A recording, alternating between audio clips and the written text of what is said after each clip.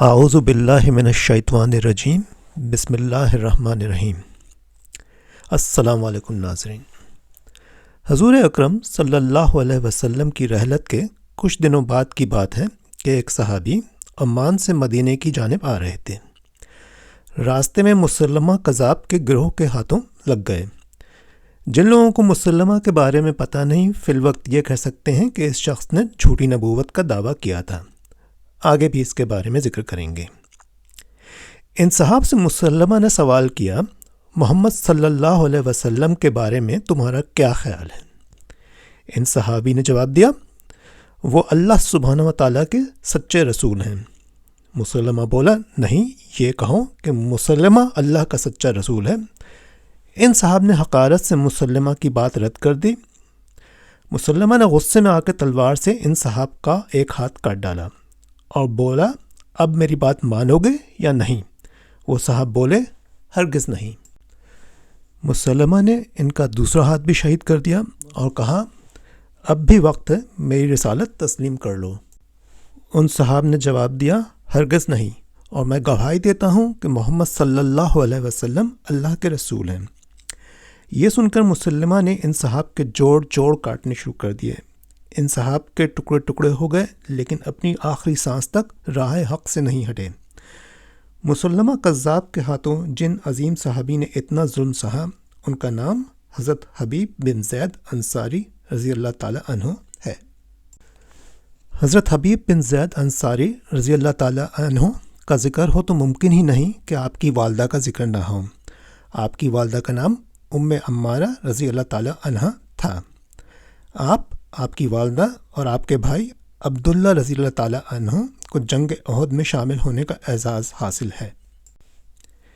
اسی لیے حضور اکرم صلی اللہ علیہ وسلم نے فرمایا، میں جنگ احد میں ام عمارہ کو برابر اپنے دائیں بائیں لڑتے دیکھتا تھا۔ اور حضور اکرم صلی اللہ علیہ وسلم نے بارگاہ الہی میں دعا فرمائی تھی، اے اللہ، ام عمارہ کو جنت میں میرے ساتھ کیجیو۔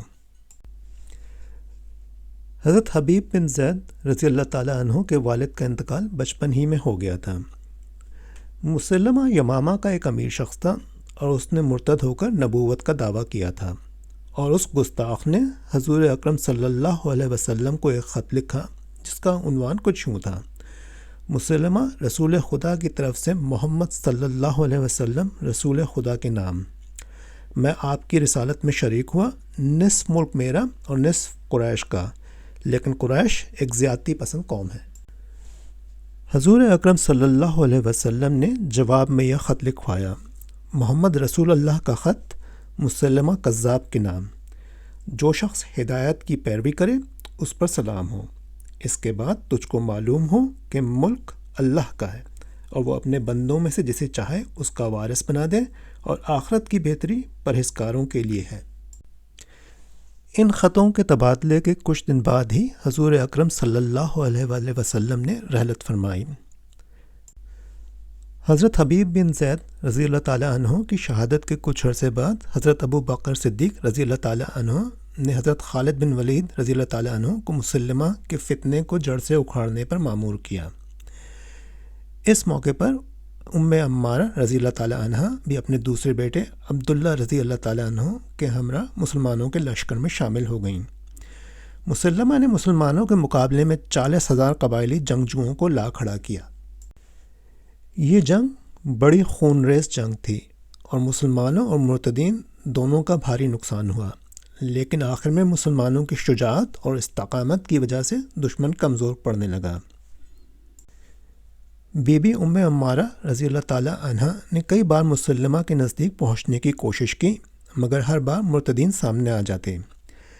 لیکن جب دشمن میں کمزوری کے آثار بڑھنے لگے تو آپ کو اس کے قریب آنے کا موقع مل گیا۔ کہا جاتا ہے کہ آپ کی اس کوشش میں آپ کا ایک ہاتھ بھی شہید ہو گیا۔ آپ مسلمہ کے قریب پہنچ کر اپنے نیزے سے وار کرنا چاہ ہی رہی تھیں کہ ایک دم سے اس پر 2 وار ہوئے اور وہ گھوڑے سے گر کر جہنم رسید ہو گیا۔ ایک وار تو آپ کے فرزند عبداللہ رضی اللہ تعالیٰ عنہ نے اپنی تلوار سے کیا تھا، اور دوسرا وار حضرت وحشی رضی اللہ تعالیٰ عنہ نے اپنے نیزے سے کیا تھا۔ عمارہ رضی اللہ تعالیٰ عنہ نے مسلمہ کی موت پر اللہ سبحانہ و تعالیٰ کا شکر ادا کیا۔